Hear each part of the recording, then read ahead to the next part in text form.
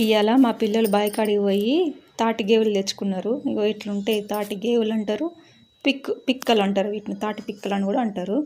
ఇట్లా మొలక భూమి లోపలికి ఉంటుంది అన్నట్టు. దాన్ని మనం బీకాలి. ఇట్లా కొన్ని తెగుతాయి, కొన్ని మంచిగా వస్తాయి. వాటిని మనం ఇంటికాడ గొడ్డలతో కొట్టుకుంటే లోపలికి వెళ్ళి ఇట్లా తీయగా ఉంటుంది. అది గేవు వెళ్తుంది అన్నట్టు. మీది పెంక అంతా గట్టిగా ఉంటుంది. ఇదేమో తీయగా మెత్తగా ఉంటుంది అన్నట్టు. ఇవి మంచిగా టేస్ట్ ఉంటాయి, సూపర్ టేస్ట్ ఉంటాయి. మీరు ఎప్పుడన్నా తిన్నారా ఈ తాటి గేవులు? ఇవి తాటి చెట్లు ఉన్న కాడ ఉంటాయి అన్నట్టు. తాటి గేవులు, తాటి పండ్లు కింద పడి రాలి భూమిలోకి పోయి ఇట్లా మొలకలు లెక్క వస్తాయి అన్నట్టు.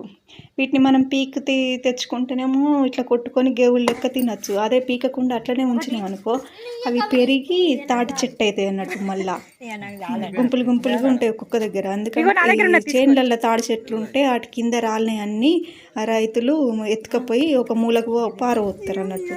ఆ పారబోసిన కాడ అన్నీ ఇట్లా మొలకలు వస్తాయి. ఇవి తెచ్చుకొని గుడ్డలతో కొట్టుకొని తింటాం అన్నట్టు. అయ్యా నేనే తింటా, తాగినా తింటా.